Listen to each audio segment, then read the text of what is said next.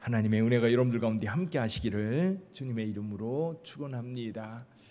기도회 끝나고 비가 많이 오면요, 교회 차로 운행해서 가시기 바래요. 비가 조금씩 내리고 있습니다. 자, 북이스라엘이 이제 한 나라가 만들어져서 여로보암이라고 하는 사람이 통치를 시작했습니다. 근데 여로보암 집안에서 이제 바사 집안은 시므리라고 하는 사람에 대해에게 심판을 받아서 완전히 멸망을 당했는데, 시므리 역시 오므리에게 7일 만에 이제 제압을 당하고 자살해서 죽게 됩니다. 자, 오므리라고 하는 사람이 왕이 됐는데, 이 오므리는 굉장히 강력한 지도를 가지고 있었던 사람입니다. 근데 그가 죽고 그 아들 아합이라고 하는 사람이 왕이 되었습니다. 아합 많이 들어봤지요? 유명한 사람입니다. 아합에 대해서 16장에서 이렇게 평가를 하고 있어요. 16장 30절에 보면 이렇게 말씀합니다. 오므리 아들 아합이 그 이전의 모든 사람보다 여호와 보시기에 악을 더욱 행했답니다. 그러면 31절에서 말씀합니다. 느바세 아들 여로보암의 죄를 따라 행하는 것을 오히려 가볍게 여기며 시돈 사람의 왕 엣바알의 딸 이세벨을 아내로 삼고 가서 바알을 섬겨 예배하고. 여러분, 오므리가 사마리아라고 하는 산을 사가지고 사마리아라는 사람에게서 산을 사서 그 산에 도읍을 정했어요. 그리고 거기에 바알 신전을 지었습니다. 아합은 그 신전에서 바알에게 예배했을 뿐만 아니라 아세라 목상을 세워서 전국에 이 바알 숭배, 아세라 숭배를 편만하게 만들었던 사람입니다. 더군다나 이세벨, 여러분 이세벨은 어떤 사람이었지요? 여기 시돈 사람의 딸이다 그랬습니다. 엣바알의 딸 이세벨. 그러니까 이세벨이 왕비가 되면서 이스라엘 내에 여호와를 믿는 하나님의 백성들은 다 죽이고, 또 하나님을 믿지 못하게 만들 뿐만 아니라 우상 숭배로 가득하게 만들었던 겁니다.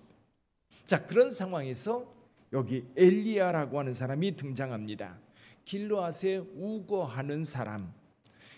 길르앗에 우거하는 자. 길르앗이 어디죠? 요단강 동편 땅입니다. 길르앗 땅은 갓지파가 차지했던 땅이죠. 그곳에 살던 엘리야라고 하는 사람이 아합 왕에게 가서 내 말이 없으면 수년 동안 비도 이슬도 내리지 않을 것이다 선포하고 사라져버려요. 그래서 하나님께서 디셉사람 엘리야에게 말합니다. 넌 동쪽으로 가서 그리 시내가에 머물라. 그러면서 내가 까마귀를 시켜서 떡과 고기를 먹을 것을 공급해 주겠다. 그래서 까마귀들이 아침에도 그렇게 하고 저녁에도 그렇게 합니다. 근데 여러분, 까마귀가 이 먹을 것을 갖다 준다는 것은 기적입니다. 기적. 까마귀의 속성이 뭐예요? 다 빼앗아갑니다. 까마귀는요, 먹을 거 있으면 다 빼앗아다가 자기가 차지하는 그런 동물인데, 오히려 이 까마귀가 먹을 것을 갖다 준다? 그 자체가 여러분 기적입니다. 그래서 그리시네가에 머무는 동안 이 까마귀들이 갖다 주는 떡과 고기를 먹고 이제 살고 있는데, 그리시네물이 가뭄이 오래되니까 말라버렸어요. 더 이상 거기에 살 수가 없습니다. 그때 하나님께서 사르밧으로 보내죠. 사르밧이 어디예요? 시돈 땅입니다. 시돈이 어디였지요? 좀 전에 아합 왕의 왕비였던 이세벨의 고향이에요. 오히려 시돈 땅은 오히려 우상 숭배가 가득, 원래 이제 우상으로 살아가는 그런 이방인들 지역이지요. 엘리야가 그 동네 가서 거기서 머물게 되는데, 사르밧이라고 하는 조그만 성읍이 있었는데 거기에 한 과부를 만납니다. 이 과부가 나뭇가지를 줍고 있는 거예요. 그래서 엘리야가 부릅니다. 나에게 물 좀 한 그릇 떠다 주시오. 그랬더니 이 여인이 일어나서 갑니다. 다시 불렀어요. 올 때에 떡 한 덩이를 가져다 나로 하여금 먹게 해라. 그랬더니 그 여인이 하는 말, 오늘 나뭇가지 2개를 주워다가 이 통에 기름 조금, 거기 그 가루가 조금 있고 기름이 조금 있어서 그거 떡 만들어서 먹고 아들과 함께 죽으려고 하고 있다. 이 가뭄이요, 이 지역에도 지금 퍼져 있었던 거예요. 서로 살기가 힘든 상황이었어요. 엘리야가 말합니다. 두려워하지 말고 내 말대로 하려니와 먼저 그것으로 내게 떡을 가져오라. 그러면 여호와 하나님께서 말씀하셨다. 이 가뭄이 끝날 때까지 통에 가루가 떨어지지 아니하고 병에 기름이 떨어지지 않을 것이다. 근데 이 여인은요, 엘리야의 말을 들어요. 그리고 엘리야의 말을 듣고 그대로 행합니다. 그리고 나서 보니까 계속해서 그 가족들, 이 아들과 이 여기 엄마 그리고 엘리야 이렇게 머물고 있는데도 가루에 통에 가루가 떨어지지 않고 병에 기름이 떨어지지 않아서 계속해서 그 집 식구들이 양식을 공급받을 수 있었던 겁니다. 그러다가 이 여인의 아들이 갑자기 죽어요. 그때 이 여인이 이렇게 엘리야에게 말합니다. 하나님의 사람이여, 당신 나와 더불어 무슨 상관이 있기로 내 죄를 생각나게 하고 또 내 아들을 죽게 하려고 내게 오셨나이까. 그래서 엘리야가 그 아이를 품에 안고 자기가 거하는 방에 올라가서 그 아이를 눕혀놓고 하나님 앞에 부르짖어 기도했지요. 원하건대 이 아이의 혼으로 그의 몸에 돌아오게 하옵소서. 그렇게 엘리야가 기도할 때 하나님께서 엘리야의 기도를 들으시고 이 아이의 혼을 돌려보내서 살려 주었습니다. 이때 이 여인이 이렇게 고백을 해요. 24절을 좀 한번 읽어볼까요? 24절, 여인이 엘리야에게 이르되 내가 이제야 당신은 하나님의 사람이시요 당신의 입에 있는 여호와의 말씀이 진실한 줄 아노라 하니라. 아멘. 여러분, 이 여인이 엘리야가 하나님의 사람인 것을 알고는 있었지만 자기 아들이 죽었다가 살아나는 것을 보면서 이제 확실하게 그가 하나님의 사람이라고 하는 것을 알게 된 거죠. 자, 오늘 17장의 이야기를 통해서요, 몇 가지 우리에게 중요한 것을 볼 수 있어요. 한 가지는 뭐냐면 이스라엘 왕들, 여러분 여로보암, 바하사 그리고 이 오므리, 아합까지 오면서 계속해서 범죄하고 계속해서 악을 행하고 계속해서 하나님을 떠나 우상 숭배를 합니다. 하나님께서 그 왕들을 계속해서 심판해 갑니다. 왜냐하면 자기들만 이 우상을 섬기는 게 아니라 왕이기 때문에요. 이 왕의 영향력은 뭐예요? 백성들이 우상 숭배에 빠지게 만드는 그런 역할을 합니다. 자, 그럼에도 불구하고 하나님은 여전히 그 백성들을 사랑하고 있다는 사실이에요. 이걸 기억해야 됩니다. 우리가 회개하고 돌아오기 전까지는 하나님이 없는 것처럼 보여요.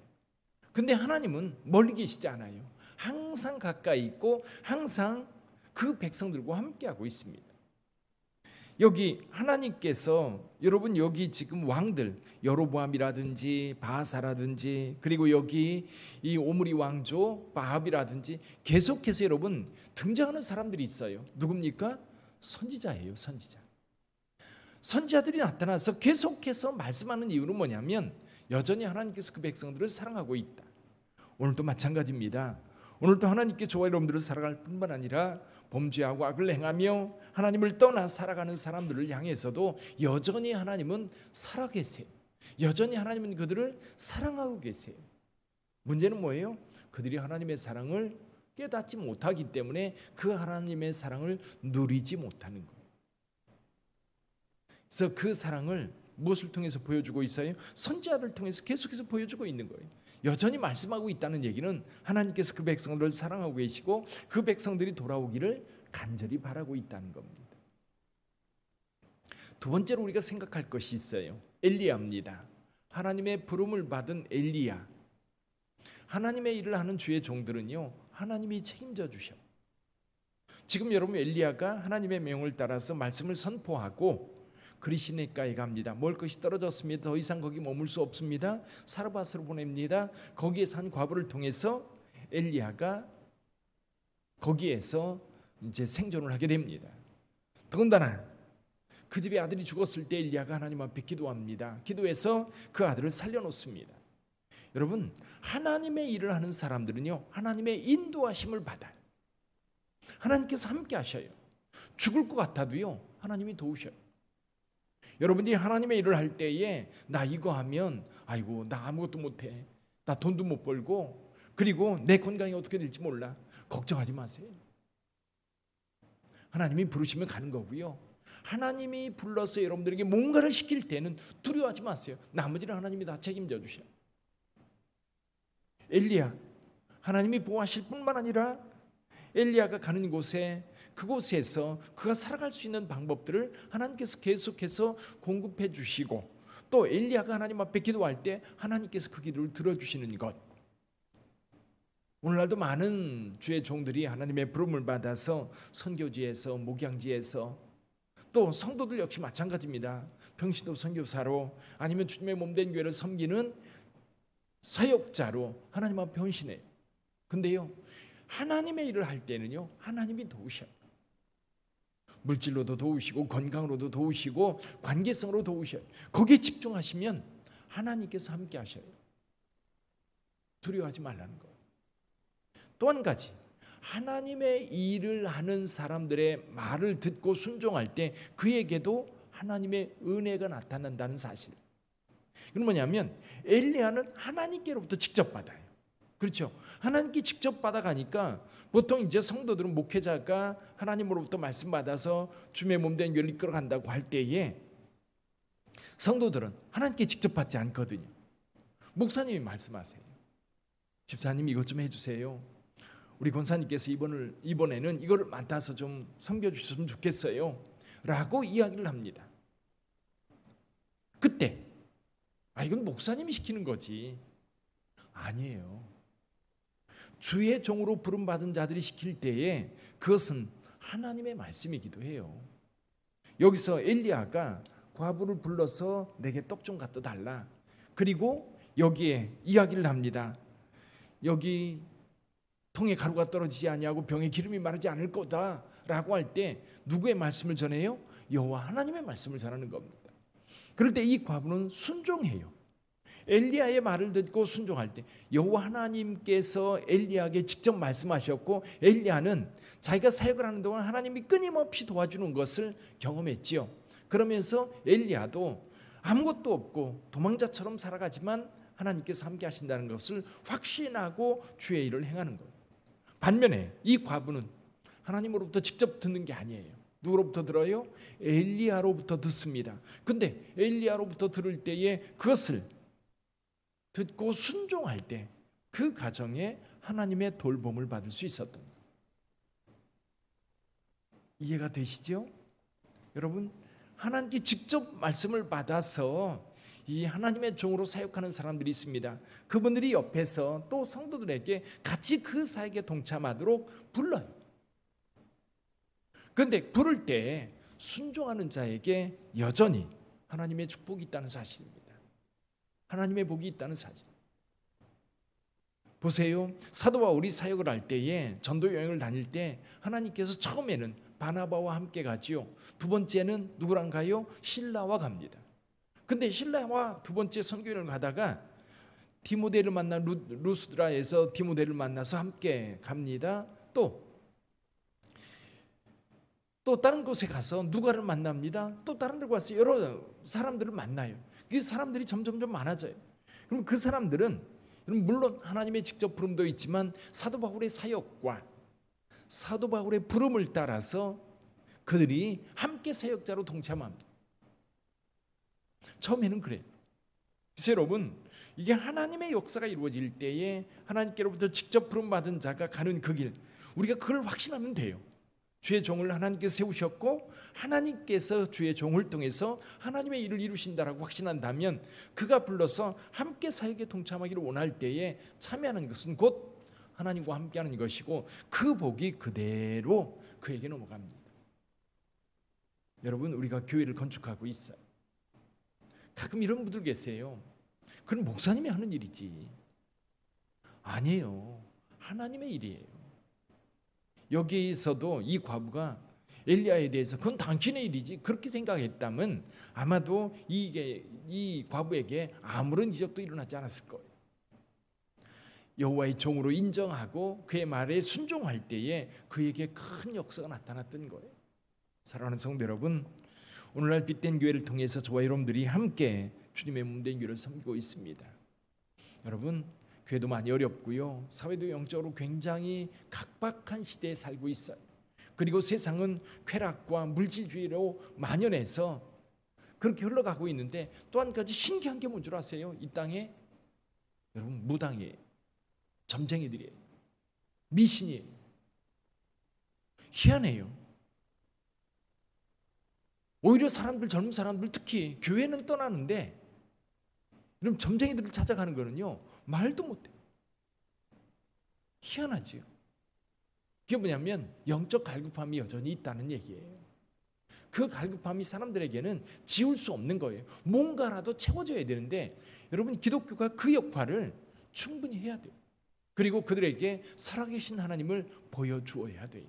우리 빛된 교회를 통해서 하나님이 살아계심을 여기 이 과부에게 나타냈던 것처럼, 또 엘리야 역시 살아계신 하나님을 경험하면서 죄를 행했던 것처럼 우리 빛된 교회를 통해서 하나님이 살아계심을 세상 모든 사람들에게 드러낼 수 있기를 주님의 이름으로 축원합니다. 오늘도 그 하나님께서 여러분들과 함께 하십니다. 기도하겠습니다.